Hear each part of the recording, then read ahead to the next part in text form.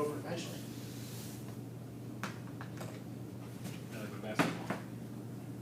You're getting good doing that every week. Because you're the same topic.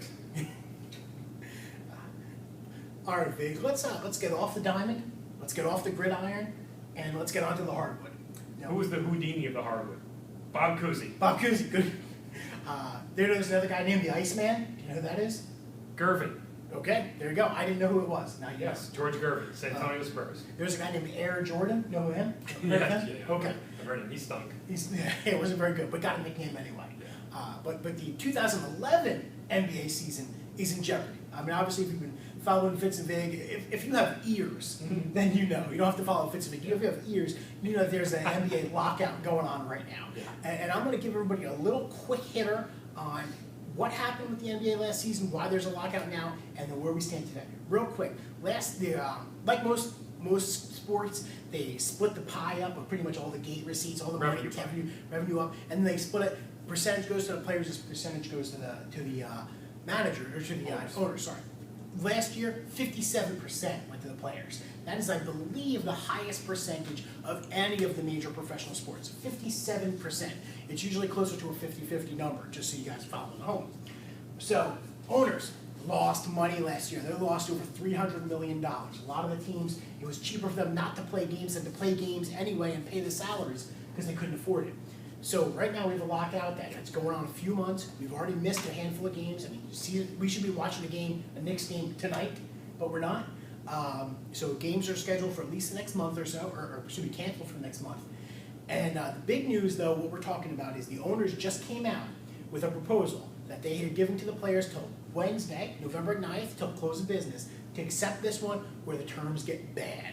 And the number is, instead of 57-43, it's a little closer to 50-50. It's one of those where it flexes based on the success of the league, and the players have said, look, on the best case scenario, we're only getting 50.2% of the money. Worst case scenario, it can go down to 48%. Owners have said, look, we can give you, it might go up to 51% if the league does really well. Any way you slice it, it's millions and tens and hundreds of millions of dollars less than this 57% number. And the owners have until Wednesday, close of business, to accept, or the owners said they're going back down to 47% for the players, 53% for the owners. That's the doomsday number if the players do not accept. So, Vic, I'm tossing it over to you at this point. Here's where we were, here's where they can be, and here's where they will be if a deal is not done by tomorrow. Yeah.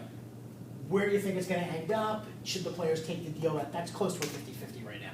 I'll answer your question, but first thing I want to say is that David Stern and Billy Hunter both need to go. Yeah, they're done. I don't. David Stern, as you've heard me say on prior NBA lockout posts, David Stern has not had a successful run during his 25-year NBA career when there has not been a player by the name of Michael Jordan in the league. Right. So, meaning he has not turned a profit. All right, so players currently making 57, owners going 43, owners offering up 50-50. One of the other predictions that we both made was that the league would not resume games prior to January. We did. In a prior post, and obviously we look like soothsayers right there. Mm-hmm. I'm going to say the players take the 50-50 deal because ultimately, you're right, the next deal on the table that they would have to negotiate up from is 43-57. Right. I still say after a January startup, if it goes one more month, I'm going to say the entire season's gone. Yeah, I think if we get to the point where we're still discussing this in 2012, in the new year, then it's like, why have a season at all? I'm saying if it's December 15th, season's over. You might be right. I think they're going to ride it at least through the end of the year to try to get a season and try to get some money in some of these guys' pockets. Where it stands right now is, well, like I said, the owners are on a little over 50%, 50.2 for the players. That's what they're willing to offer. Players, just take it. I mean, really, at this point, we know you need the money. We know you spend a lot of money. You know you're threatening to go play in Turkey and Greece and Italy just to make ends meet. You know what? Taking 50% of the pot, which is still a few $1 billion a year, is enough to make you guys do well. I believe your most recent number, you were willing to come down to 52.5. That gets you close enough. Just play it and let's have the season. They could get from 52.5 down to 50 just by limiting the rookie salary cap. There you go. Okay, Yeah. you can get from your 52.5 number to 50 if you'll take your rookie salary cap down.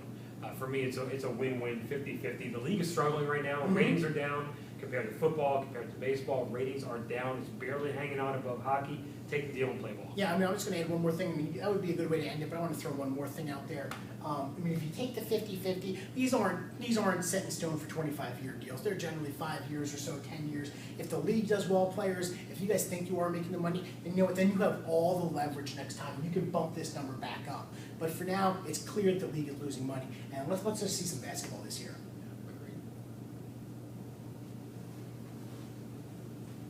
You got serious there, man. We did. We started really talking to the players at that time. 5 minutes.